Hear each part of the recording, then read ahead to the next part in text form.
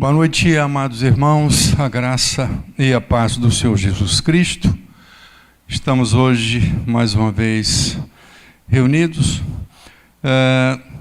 depois de louvarmos o nome do Senhor, também estarmos um pouco mais nos dedicando ao estudo que estamos realizando em cima da carta do apóstolo Paulo à igreja dos Filipenses. No capítulo de número 3, nós estamos, e gostaria de ler convosco a partir do versículo 13. Nós estamos falando sobre a grande busca desenfreada, a grande procura, a carreira que Paulo efetua com o propósito de alcançar o seu alvo. Ele diz que ainda não alcançou, mas ele propõe continuar decidido a perseguir esse alvo.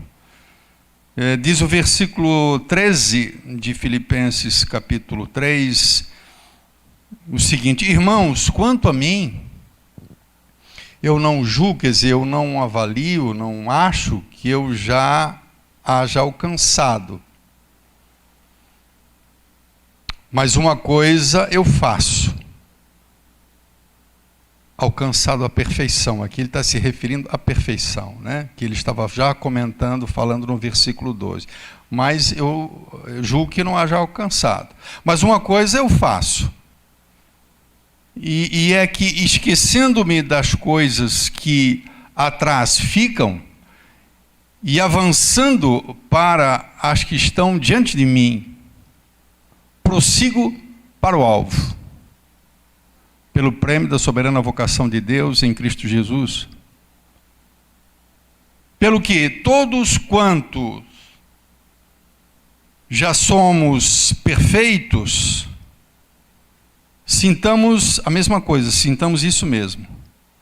E se sentis alguma coisa de outra maneira, também Deus vô-lo revelará. Mas, naquilo a que já chegamos, andemos segundo a mesma regra e sintamos o mesmo. Sejam também meus imitadores, irmãos, e tenham cuidado, observem, segundo o exemplo que tendes em nós, pelos que assim andam. Na semana passada nós falamos sobre essa busca, essa luta de Paulo, de não somente buscar para si o conhecimento de Cristo, que envolve algumas coisas, dentre as quais nós falamos no versículo 10, o fato dele ser alvo, o desejo dele ser alvo do poder da ressurreição de Cristo, o poder que transforma, né? Também o fato da sua disponibilidade de sofrer as aflições de Cristo, e também se conformar com a sua morte, com a morte de Cristo, no sentido de se dispor a entregar a sua vida por Cristo, a expor-se aos perigos por causa de Cristo, no sentido de morrer para si mesmo e morrer para o pecado. Falamos isso já semana passada, semana retrasada, né?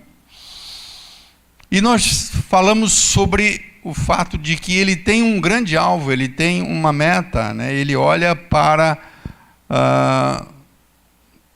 o momento em que ele cita, por exemplo, a ressurreição dos mortos, e ele considera isso, digamos assim, a linha de chegada dessa carreira, dessa corrida, né, onde os seus olhos eles são colocados nesse alvo, né? Paulo persegue esse alvo. além, evidentemente, de Cristo ser o grande objetivo desse alvo, mas Paulo, ele antevê um estado de glorificação, um estado de transformação e de perfeição total que se dará somente quando ele atravessar essa linha de chegada, né? Ou no arrebatamento da igreja, ou na sua morte. E Paulo, ele tem esse alvo, digamos assim, usando a linguagem de uma competição, o seu grande alvo é cruzar a linha de chegada. Porque, de alguma forma, muitos desfalecem, e muitos caem, muitos param, muitos desistem antes da linha de chegada. E, muito embora Paulo apresente uma metáfora comparando a sua carreira como uma corrida em estádios onde os corredores faziam, dissemos que não existe propriamente uma competição entre pessoas, né? Mas competimos contra a carne, competimos contra as astutas ciladas do inimigo que intentam nos fazer parar, desistir, né? O combate da própria vida, as tribulações que experimentamos. Mas quando nós atravessarmos a linha de chegada, nós podemos dizer que se cumprirá uma palavra muito conhecida, e sobre isso até eu quero me deter um pouquinho, que é a palavra que está em Romanos, capítulo de número 8, e versículo de 29, versículo 30. No momento em que nós atravessarmos a linha de chegada, quando nós seremos transformados, quando nós seremos ou arrebatados e nós estivermos com o Senhor para sempre, ali se cumprirá integralmente aquilo que vemos no texto de Romanos, no capítulo de número 8. É um texto interessante, é um texto conhecido e é um texto que requer uma certa reflexão. Romanos 8, versículo 29, Paulo diz assim: porque os que dantes conheceu, quer dizer, aqueles que no passado eterno Deus conheceu, também a estes Deus os predestinou, versículo 29, para serem conformes, ou seja, para terem a forma, para serem semelhantes, para serem conformes à imagem de seu Filho, a fim de que ele seja o primeiro, a fim de que ele seja o primogênito entre muitos irmãos. E a estes que predestinou, a esses também chamou. E aos que chamou, a estes também justificou. E aos que justificou, a esses também glorificou. Por que eu digo que essa palavra ela se cumpre no momento em que a igreja, individualmente, cada crente, ele atravessa, ele cruza a linha de chegada da sua carreira? Pouco se fala, pouco se prega na igreja sobre o último estado da igreja. Praticamente não se fala sobre isso, mas isso é um dos textos áureos. Quando a Bíblia diz, no versículo 29, que nós fomos conhecidos por Deus antes de haver mundo, antes dele ter criado, no seu poder, na sua onisciência, Deus já nos conheceu. E ele nos destinou, ele nos porque predestinar é nos dar um destino antes, mesmo que existíssemos, antes mesmo de existirmos. E ele nos predestinou para sermos conformes à imagem de seu Filho. Então, uma coisa que nós jamais podemos esquecer: alguém, para ser a imagem de Cristo, ele nunca alcançará essa imagem, o que ele já tinha dito, nós já falamos sobre isso anteriormente, neste tempo, neste mundo. Ninguém poderá dizer que é igual a Cristo. Já não falo nem a questão do fato dele ser o Rei dos Reis, de ser Deus, né? Mas no sentido de não haver pecado, de perfeição.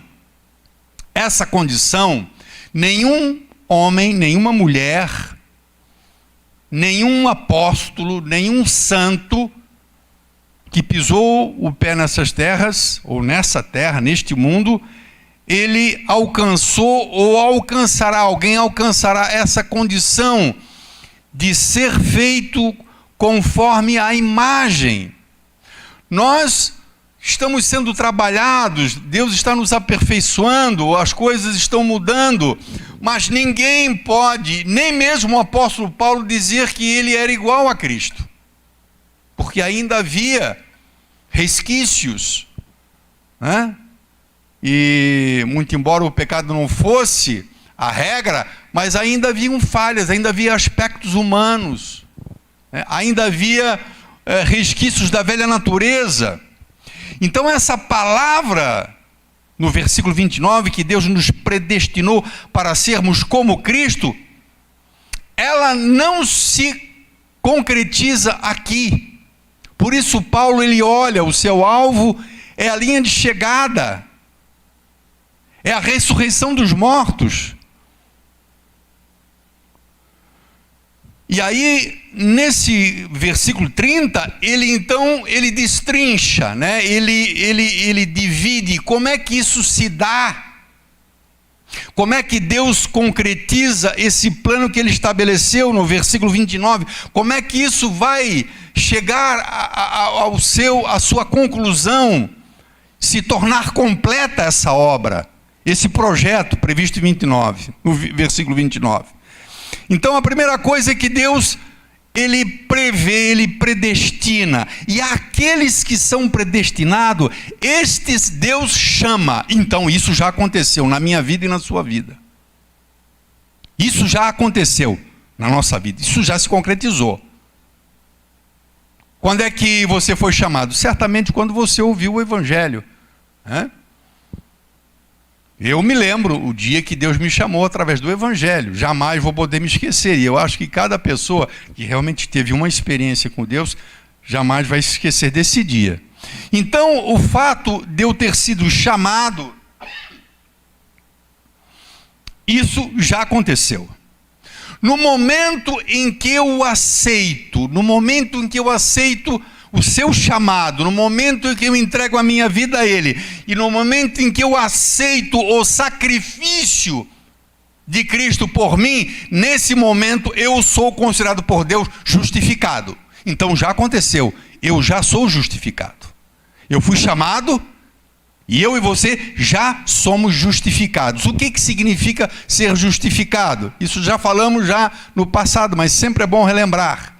Justificados é declarados inocentes. No momento em que eu aceito o sacrifício de Cristo, no momento em que o meu pecado é lançado sobre Ele, no momento em que eu aceito Ele assumir o meu lugar, a minha culpa, eu sou declarado por Deus inocente, porque a minha culpa é lançada sobre Cristo. Isso é justificação. Isso já aconteceu, quando eu aceitei a Cristo.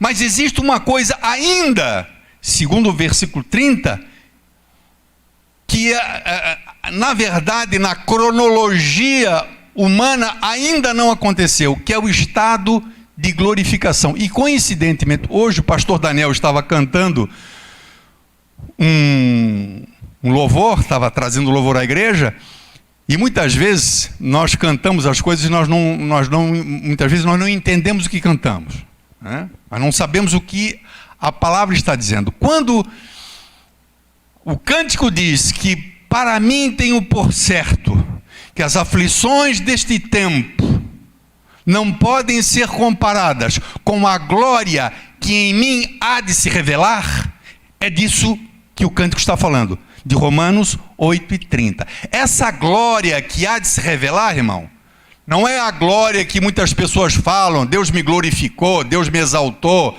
neste mundo, me dando uma posição. Não, irmãos. Essa glória que Paulo fala que há de se revelar, é a glória que há de se revelar na igreja. Isso é a glorificação da igreja, né? Eu tenho quase certeza que boa parte da igreja, não falo da Igreja Batista Nacional, eu falo da igreja, boa parte da igreja, se você perguntar o que é a glorificação da igreja, muitas pessoas não vão saber. Porque se fala muito pouco sobre isso. Porque a ênfase, hoje em dia, a ênfase é para este tempo. Paulo não está com os olhos colocados neste tempo. Os olhos de Paulo estão, o alvo de Paulo é lá na frente. E nada pode tirar os olhos de Paulo deste alvo, que podemos chamar de arrebatamento, podemos chamar de ressurreição dos mortos, como ele fala, que podemos falar da perfeição que ele busca e que ele diz que não alcançou. E Paulo torna a dizer, quando ele escreve a carta aos Filipenses, Paulo estava praticamente muito próximo do final do seu ministério. Ele já tinha, irmãos, caminhado muito, ele já tinha corrido muito essa carreira cristã. Paulo certamente já tinha sido muito trabalhado por Deus, mas ele diz, eu não alcancei ainda a perfeição, mas eu prossigo para isso. Eu prossigo para esse alvo.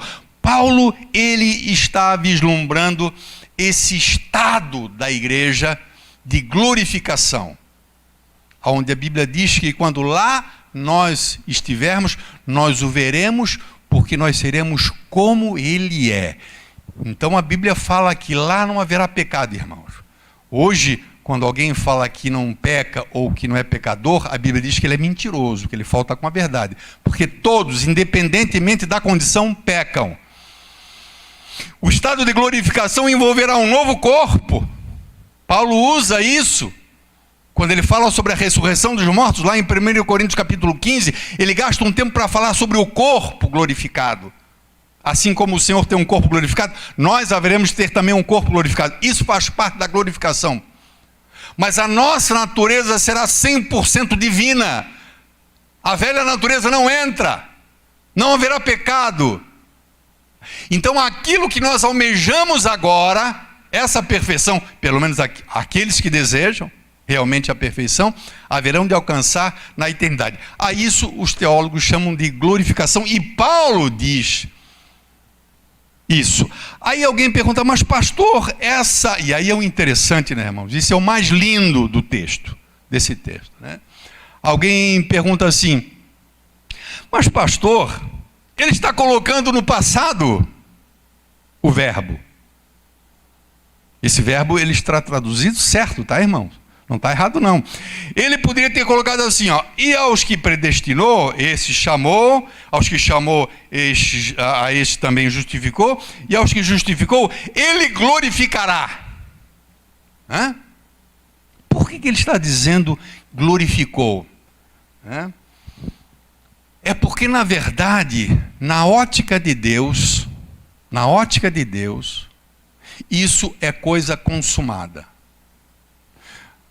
Muitas pessoas, alguns pregadores falam, e é verdade, que a história da humanidade está toda escrita. Por isso, pode ser antevista, por exemplo, no livro da Revelação. Tudo que há de suceder, que ainda há de suceder, já está antecipado. Inclusive, esse estado de glorificação já está antecipado. Então, existem duas situações. Para Deus, isso é fato consumado, por isso aparece no passado. Esse verbo, ele é conjugado no passado, glorificou. Ele não fala glorificará, mas isso não será no porvir. Isso não será depois da ressurreição dos mortos. A ressurreição dos mortos ainda não sucedeu, ainda não aconteceu.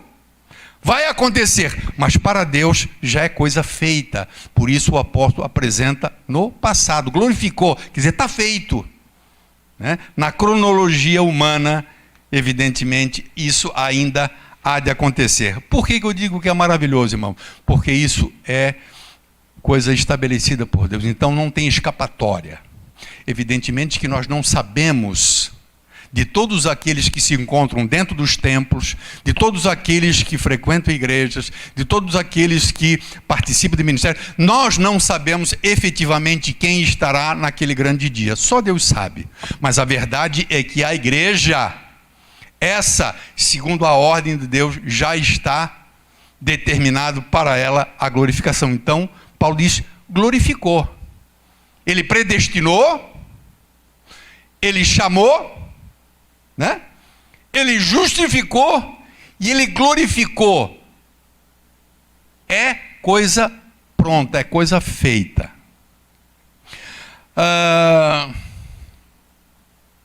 Depois dele ter, Paulo, depois dele ter apresentado, né, o seu manifestado, o seu sentimento, porque a partir do versículo, no capítulo 3, a partir do versículo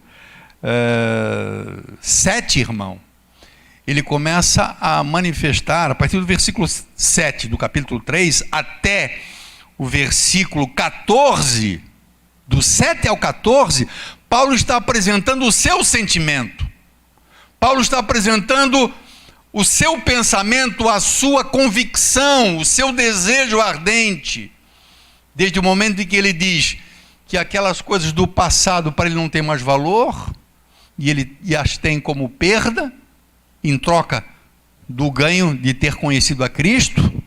Depois o seu desejo de experimentar o poder da sua ressurreição, de compartilhar as aflições de Cristo, de se moldar à morte de Cristo, para alcançar a ressurreição, buscar a perfeição, prosseguir para o alvo. Tudo isso são coisas pessoais de Paulo. Ele está apresentando ali o seu desejo e o seu pensamento, especialmente a partir do versículo 13, no que tange a questão da sua prioridade. Hoje, qual é a sua prioridade?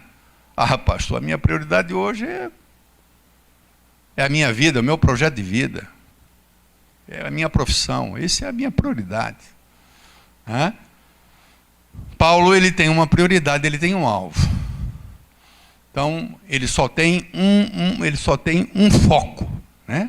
O foco de Paulo é Cristo, é a perfeição, é ser glorificado, é cruzar a linha de chegada. Esse é o alvo de Paulo. Mas quando chega no versículo de número 15, isso é importante também a gente frisar, ele diz o seguinte: pelo que todos quantos já somos perfeitos, e aqui cabe uma questão da tradução, é complicada, né, irmão? Por isso que a gente precisa estudar, sabe? Puxa, mas ele está dizendo que não alcançou perfeição, e aqui ele diz, mas todos quantos já somos perfeitos. Depois o pastor vai explicar o que ele está falando, né? Aquela perfeição no início, lá que ele fala que ele não tem alcançado, é a perfeição da glorificação, né? Onde não vai haver mais pecado. Aqui ele está referindo-se a uma maturidade e a um nível. A palavra aqui, perfeição, não é bem traduzida. Por isso que depois eu vou ler também na nova tradução da linguagem de hoje, para a gente entender isso. Porque alguém pode achar, pô, mas aqui não está batendo. Ele diz que não alcançou a perfeição, e depois ele fala, mas todos que alcançaram a perfeição têm esse mesmo pensamento? 15. Pelo que todos quantos, todos nós, que já somos perfeitos, sintamos isto mesmo. Depois de Paulo apresentar o seu sentimento, apresentar o seu desejo, né, de manifestar o seu pensamento, o seu sentimento com relação a essas coisas, ele diz, olha, eu quero que todos aqueles que são maduros espiritualmente, né, apresentem o mesmo sentimento, sintam a mesma coisa. É o que ele está dizendo. Depois de ele apresentar o seu sentimento, o seu desejo, o seu alvo, alguém disse, puxa, esse cara, ele só pensa em Cristo, ele só pensa, o alvo dele, será que ele não pensa em mais nada? Claro, Paulo tinha as suas atribuições, tinha o seu ministério, né? E depois dele falar de si, ele volta-se para a igreja, e ele diz, de todos vocês que já estão num nível de maturidade suficiente, deveria haver em você o mesmo sentimento que existe em mim. É isso que ele está falando. Pelo que todos quantos já somos perfeitos, sintamos isto mesmo. Isto o que, irmão? Isso que ele vem falando. Desde o 13, do 12. E se por acaso sentis alguma coisa de outra maneira, ou seja, se o vosso sentimento não é esse, isso é para Paulo, não é para mim. Eu tenho outras prioridades. Eu quero outras coisas para a minha vida. Cara, eu quero viver a vida. Sabe? Tudo bem, eu estou na igreja, mas eu quero viver a minha vida.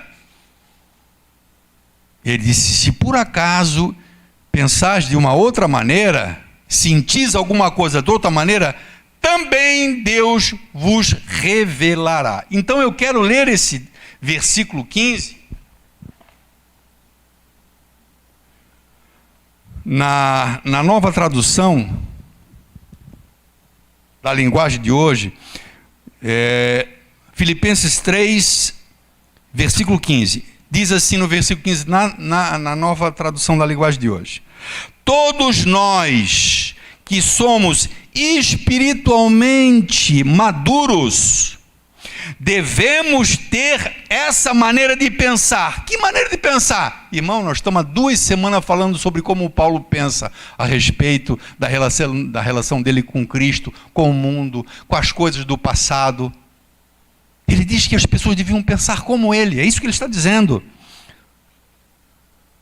Todos nós que somos espiritualmente maduros devemos ter essa maneira de pensar. Porém, se alguns de vocês pensam de maneira diferente, Deus vai tornar as coisas claras para vocês.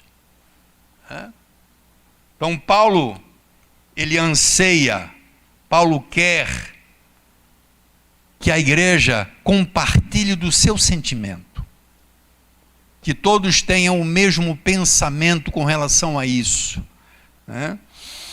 E Paulo está dizendo que, claro, certamente no seio da igreja deveria existir pessoas que não tinham, que não compartilhavam desse mesmo fervor, dessa mesma sede, deste mesmo desejo, sabe, de encontrar Cristo, de alcançar a glória, né?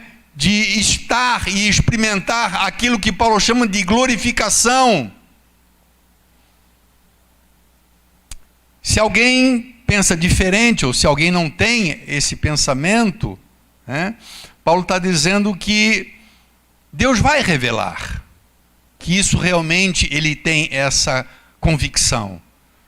Ele tem essa convicção. Então, para Paulo, Deus vai revelar aos crentes, aqueles crentes que o que ele sentia, é isso que ele quer dizer, que aquilo que ele sentia, que poderia talvez até assustar alguém, e achar que ele fosse um fanático, né, que não pensava em mais nada, que a vida dele era só isso.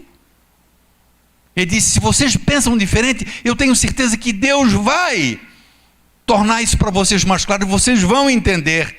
E vocês vão entender que aquilo que eu sinto não é algo reservado somente para mim, mas é algo reservado para todos aqueles que estão na direção da maturidade. Porque Paulo fala para aqueles que já estão numa condição de maturidade espiritual. Nós falamos isso.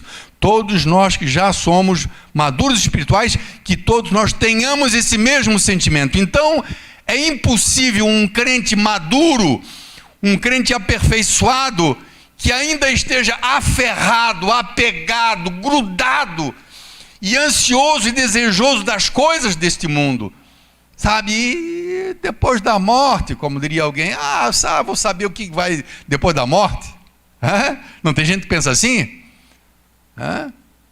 Paulo diz assim, se a nossa vida, quando ele fala lá em 1 Coríntios capítulo 15, se a nossa vida está restrita a este mundo, quando ele fala sobre ressurreição, sobre eternidade, se a nossa vida está restrita a isso, quer dizer, se o que interessa é essa vida, Paulo diz, nós somos os mais miseráveis dos homens.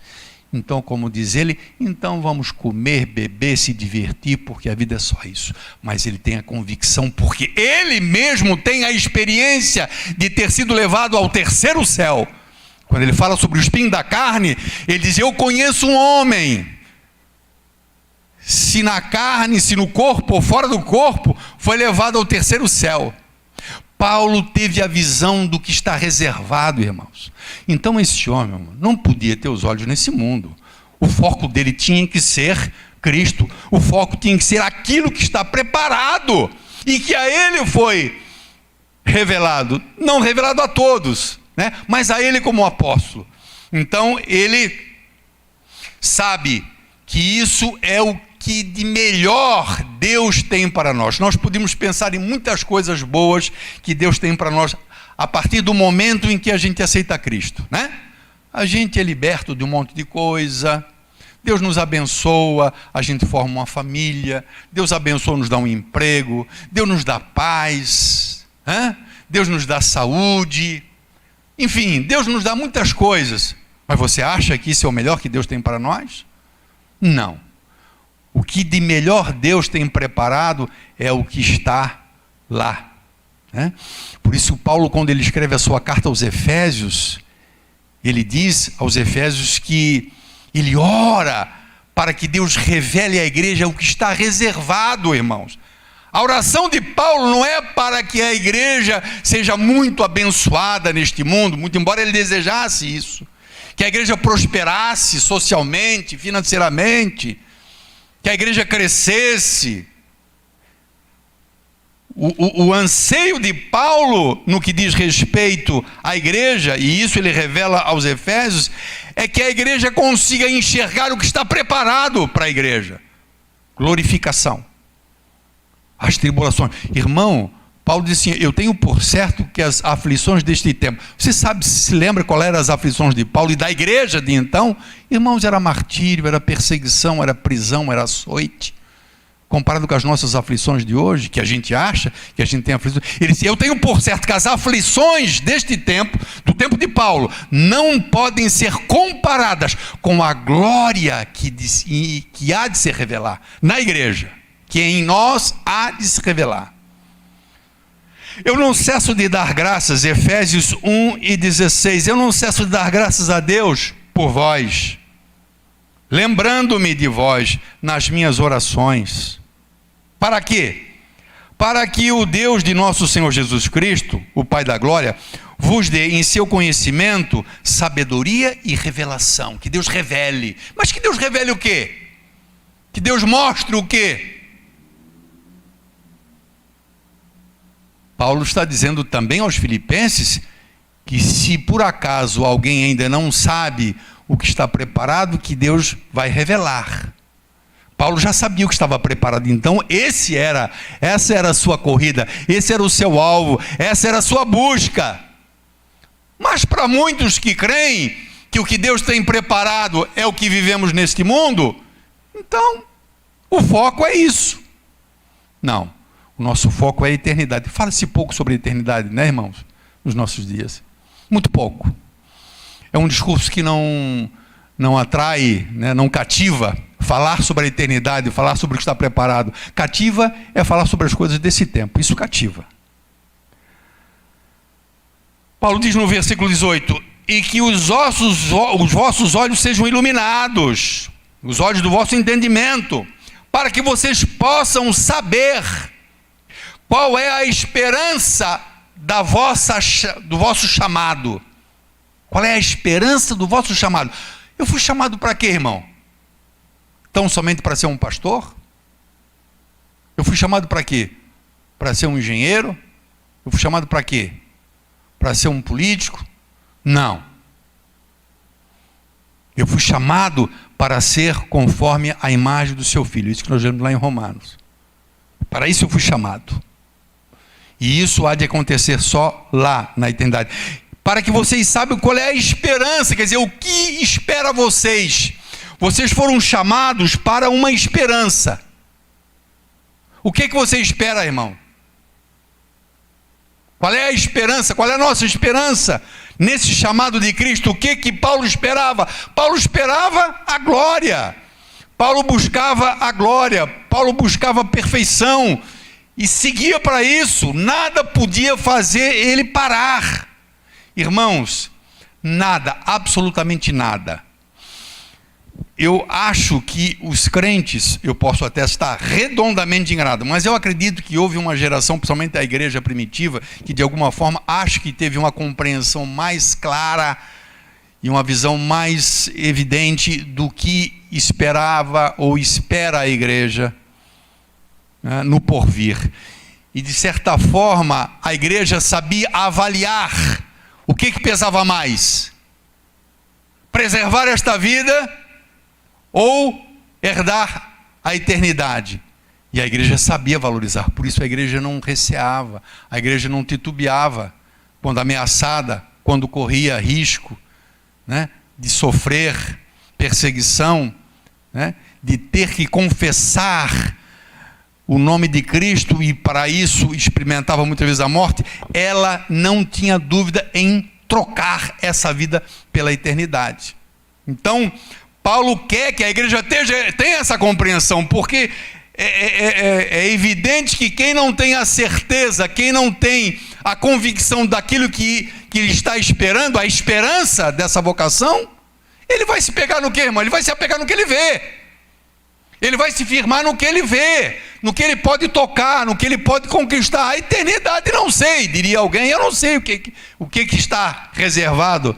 Por isso Paulo ora para que a igreja tenha essa compreensão. E quais são as riquezas da glória, da herança dos santos? Que maravilha, né? Que a igreja possa ter a compreensão e avaliar a riqueza da glória. Dessa glória, irmãos, é a glória reservada, né? É o estado de glorificação. Paulo, ele tem a convicção de que aqueles que foram chamados efetivamente por Deus, num dado momento, Deus há de revelar, né, o que está preparado para nós. E no momento em que a gente entende o que está preparado para nós, a nossa busca será alcançar isso. O que nós viemos falando aqui em Filipenses seria essa linha de chegada, né? É o vencedor. Eu já falei para você lá, semana passada eu acho, as promessas do que está reservado para aqueles que atravessarem essa linha de chegada. Lá em Apocalipse, Jesus sempre fala assim, no final de cada carta, ao vencedor, né? Ele sempre termina assim, ao vencedor ele vai conceder alguma coisa. Em cada uma das cartas ele diz, ao que vencer, ao vencedor. Quem é que vai vencer? É quem atravessar a linha de chegada. Isso aqui não é nada, né, comparado com o que há de ser revelado. Nem mesmo aquilo que alguém possa considerar como sendo muito valioso, né? Mesmo que alguém possa achar que ele possa alcançar coisas valiosas neste mundo, materialmente falando, ou a nível de posição, nenhuma posição e nada pode equiparar ao valor, ao peso, né, que está reservado para os vencedores. Mas claro, nem todos, segundo o que o texto diz, nem todos ainda têm essa convicção, né? Ele diz assim, ó, no versículo de número 15, na parte B. E se algum de vós sente alguma coisa de outra maneira, quer dizer, não tem ainda esse pensamento, não tem esse sentimento, Deus também vô-lo revelará, né? Então, algumas pessoas, certamente, né, muito provavelmente, ainda não tinham alcançado aquilo que Paulo almejava, aquilo que ele mesmo almejava, aquilo que ele mesmo buscava, e que ele apresenta lá na parte A do versículo 15, né? Muitos não tinham alcançado essa compreensão, essa revelação, esse entendimento, mas mesmo assim deveriam continuar, perseverar, né, em conformidade com o que haviam já aprendido. Ou seja, Paulo está dizendo o seguinte, olha, você está numa trajetória, é isso que ele quer dizer, no versículo 16.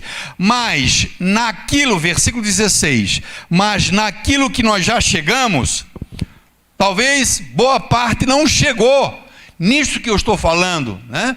Talvez ainda nem toda a igreja sinta o que eu sinto. Talvez nem toda a igreja ainda tenha essa busca desenfreada com o foco no alvo. Ainda muitas coisas tomam o seu cuidado, o seu interesse. Paulo não. Paulo é obstinado pelo alvo, que está à sua frente. Mas enquanto isso não sucede, enquanto Deus não revela, enquanto a pessoa não abraça esta convicção, recebe esta convicção da parte de Deus, né? Até onde ele chegou, porque num dado ponto nós chegamos, irmão, né? Talvez nós não estejamos lá no nível de Paulo, mas alguma coisa a gente já aprendeu, alguma coisa nós já adquirimos a nível de conhecimento, de experiência. Então, nisso nós devemos andar. Aquilo que assimilamos, aquilo que aprendemos, naquilo que já chegamos, andemos segundo a mesma regra e sintamos o mesmo. Então eu quero explicar, eu não sei se eu vou ser feliz na explicação, mas eu creio da seguinte maneira. Nós temos uma trajetória, sabe, irmão? Todo crente, verdadeiramente crente, ele assume uma trajetória em busca da maturidade.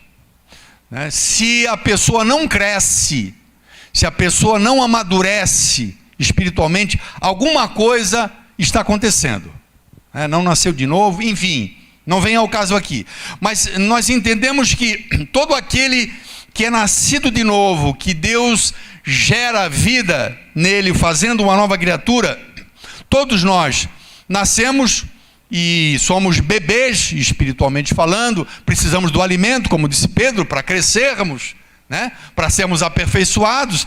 E à medida que vamos seguindo essa trajetória, nós temos seguramente uma direção que é a maturidade. Paulo diz que Deus, ele deu uns, se lembram do texto? Deu uns para apóstolos, outros para profetas, outros para evangelistas, outros para pastores e doutores, mestres, né?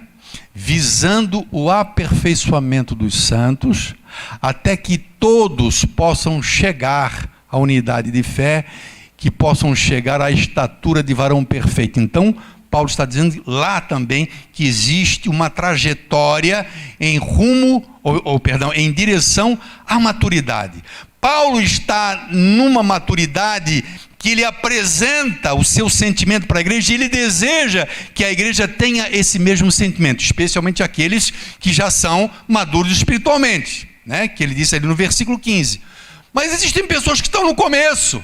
Onde é que eu cheguei? Eu cheguei aqui. Bom, eu cheguei aqui, então eu devo andar com aquilo que eu alcancei, em conformidade com aquilo que eu aprendi, com o ensino que recebi, né? Com o conhecimento que Deus me deu. Mas esse conhecimento, ele cresce. A experiência com Deus, e Deus vai nos tornando, nos aperfeiçoando e nos amadurecendo.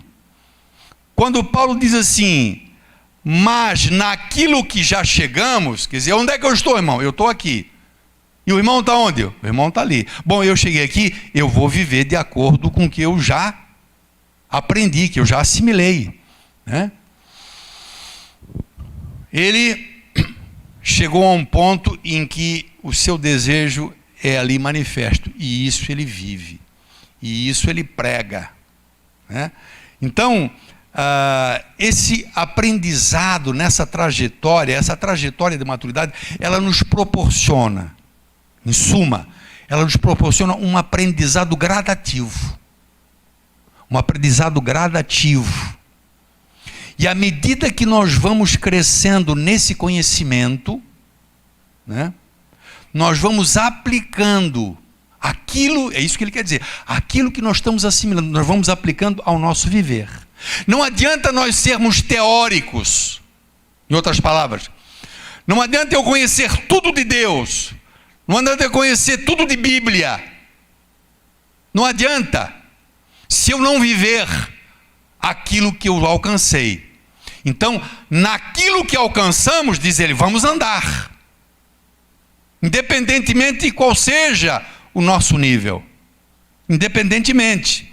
Então, para dar um exemplo, bom, eu estou num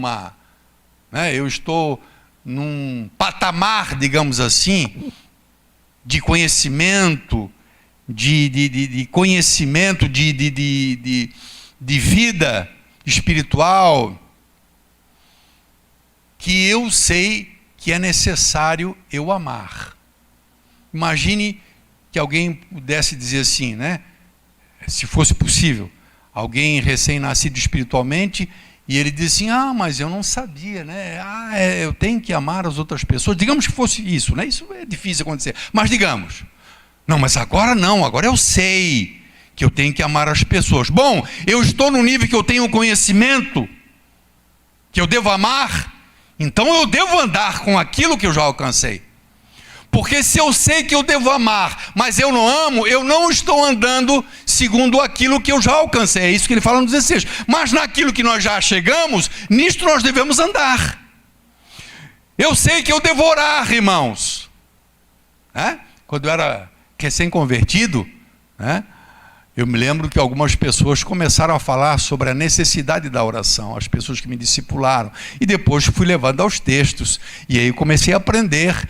E eu, num dado momento, eu tive um entendimento um conhecimento, um estágio em que, para mim, oração é algo necessário. Mas eu posso simplesmente ter esse conhecimento, essa consciência, mas não andar conforme essa consciência.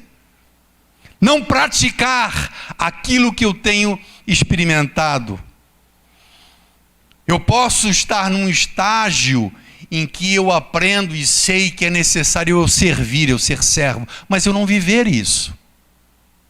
Está entendendo? Quando Paulo diz, mas naquilo que nós alcançamos, nisto nós devemos andar. Você talvez não seja o cara que tenha, o sentimento de Paulo e a revelação de Paulo e o conhecimento de Paulo. Mas quando seguramente chegar no ponto em que o apóstolo chega, no meu entendimento, a sua reação, a sua atitude será a atitude de Paulo. Eu falei algumas semanas atrás, quantas pessoas diziam para Paulo assim, muito provavelmente parentes, Paulo, você não é mais ninguém, rapaz. Você jogou fora todos os teus títulos. Você jogou fora a tua posição sócio-religiosa. Você era um cara da nata. Hoje você é um perseguido. Você hoje é um encarcerado. Você é um cara que vive apanhando. Você é um cara perseguido o tempo todo. Ele disse, não. As coisas que eu tinha, as coisas que antes eram valiosas, para mim não vale mais nada agora. Paulo sabia para onde ele estava correndo. Paulo sabia qual era o seu alvo. Paulo agora tem a sua prioridade, e a prioridade agora é a reta, é a linha de chegada. Eu disse que Paulo devia estar na sua carreira na reta final, quando a gente vê essas provas de corrida na televisão, então tem aquelas... sobe o morro, desce, faz curva, mas chega um momento que o cara dá na reta final, Paulo, acho que quando ele está falando isso aqui, irmão, ele estava na reta final, e ele já provavelmente via a linha de chegada. Então, esse é o ponto que Paulo chegou, mas nem todos estão nesse ponto. Mas você está onde? Você sabe o quê? Você conhece o quê? Você chegou em que ponto? Então viva de acordo com aonde você chegou, para que você não seja tão somente um teórico, alguém que prega, que fala e não vive.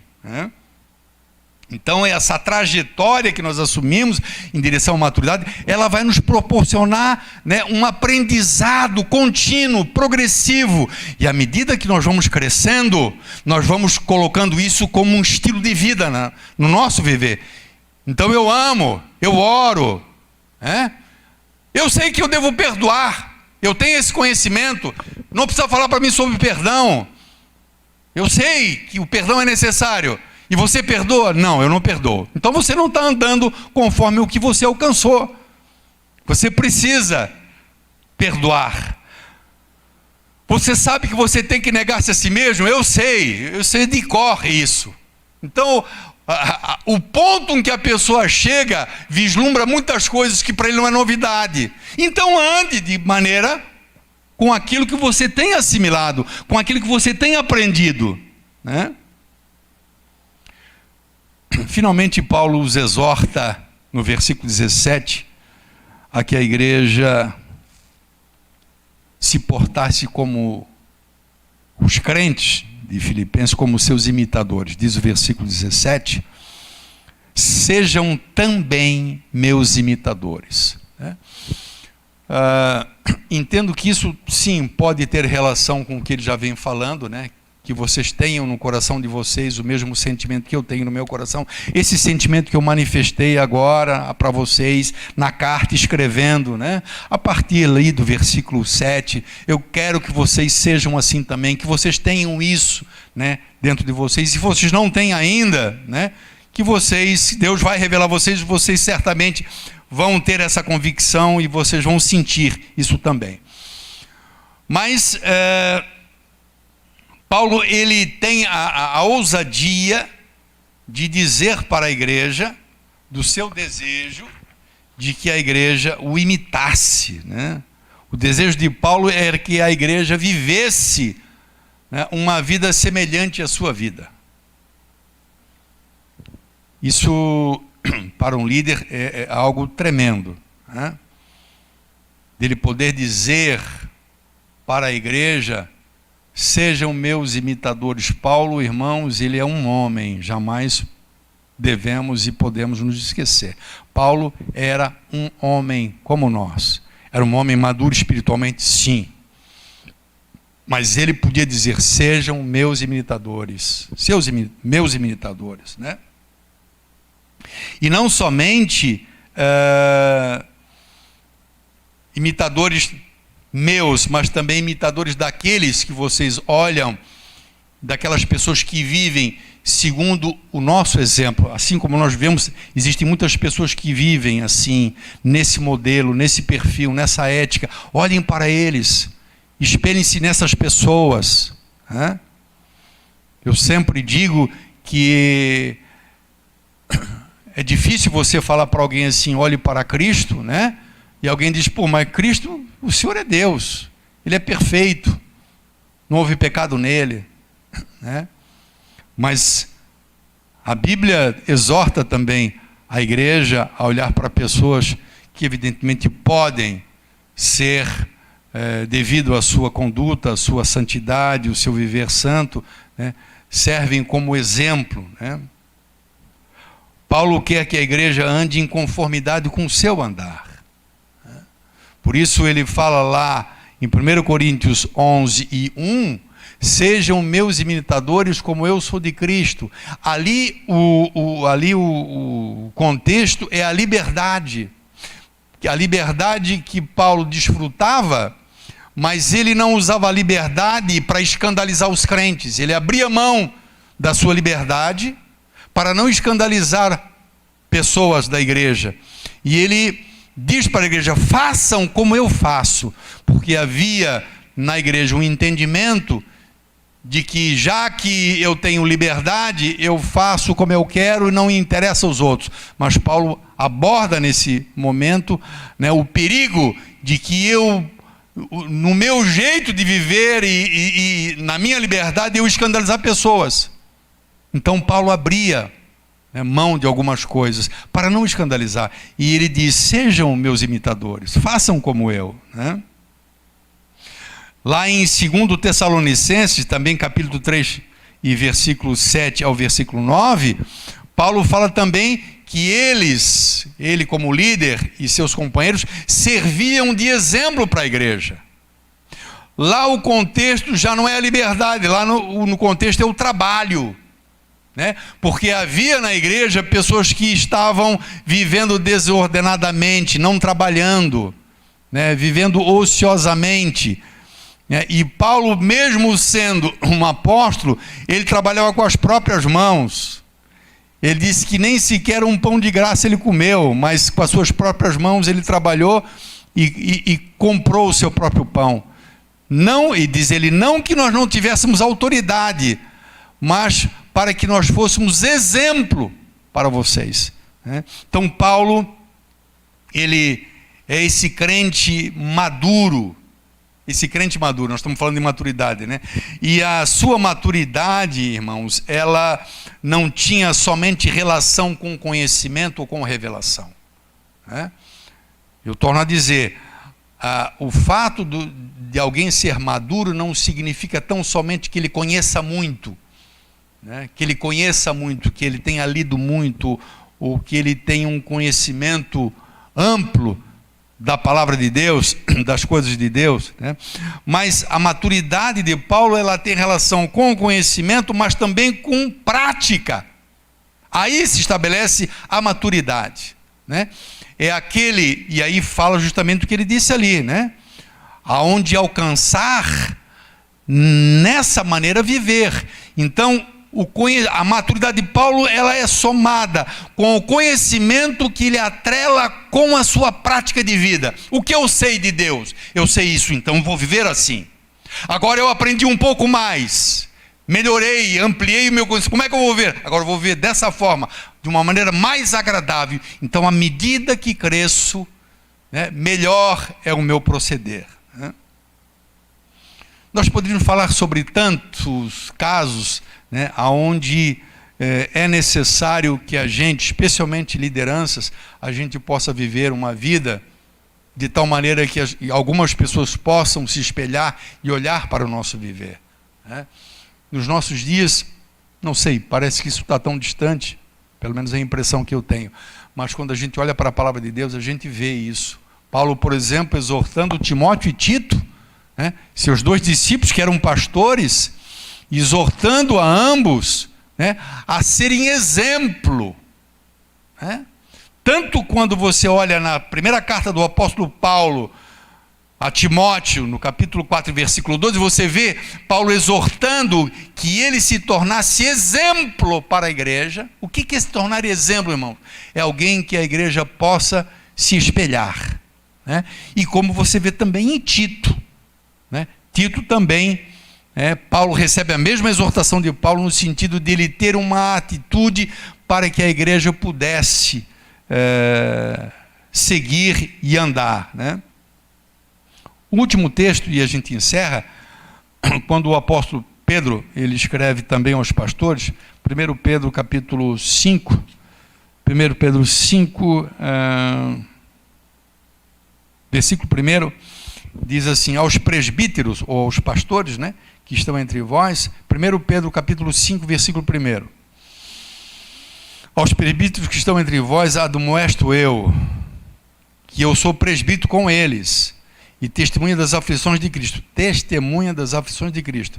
e participante, olha aqui, irmãos, e participante da glória que há de se revelar. Ele está falando do estado de glorificação. Ele vai participar dessa glória que há de se revelar na igreja, irmãos. Apacentai, ele diz aos pastores, apacentai o rebanho de Deus que está entre vós, tendo cuidado dele, não por força, mas voluntariamente, nem por torpe ganância, mas de ânimo pronto, nem como tendo domínio sobre a herança de Deus, mas servindo de exemplo ao rebanho, né? Nós podemos juntar mais textos e em cima disso justamente apresentar, né, um ensino com base de que os maduros, aqueles que alcançam a maturidade, podem e devem servir de exemplo para aqueles que estão próximos, né? E certamente esse é o desejo de Deus, esse era o desejo de Paulo, né, que a igreja pudesse também olhar para ele, seguir o seu exemplo e serem imitadores de Paulo. Nosso querido Deus e Pai, em nome de Jesus Cristo, Senhor, te louvamos, te bendizemos por aquilo que o Senhor tem feito, pela trajetória que o Senhor nos tem concedido, pelo privilégio que temos, ó Pai, de pouco a pouco, de degrau em degrau, Senhor, sermos transformados e de pouco a pouco crescermos, Deus, na graça e no conhecimento, e juntamente, Senhor, com isso também podermos colocar tudo isso em prática. A verdadeira maturidade, Senhor, está no fato de alguém aplicar na sua vida aquilo que tem alcançado por revelação ou por ensino, Senhor. Não permitas, ó Deus, que sejamos tão somente conhecedores da letra. Não permitas, ó Deus, que sejamos tão somente ouvintes da palavra, mas que sejamos praticantes, Senhor. Que o Senhor gere no coração de cada crente o desejo, o mesmo sentimento que houve também, Senhor, conforme o que falamos nesta noite, no coração de teu servo. Que todos nós, com a tua graça, possamos crescer, alcançarmos a estatura de varão perfeito, para não sermos mais como meninos, levados de um lado para outro, Senhor, por toda sorte de doutrina. Abençoa, eu te peço, Deus eterno, a tua igreja. Abençoa, Deus, aqueles que estão no templo. Abençoa aqueles que estão no seu lar, Pai, nesse momento ouvindo a tua palavra e o teu ensino. Em nome de Jesus Cristo nós te louvamos, te agradecemos, Pai. Amém e glórias a Deus. Aleluia. Amém.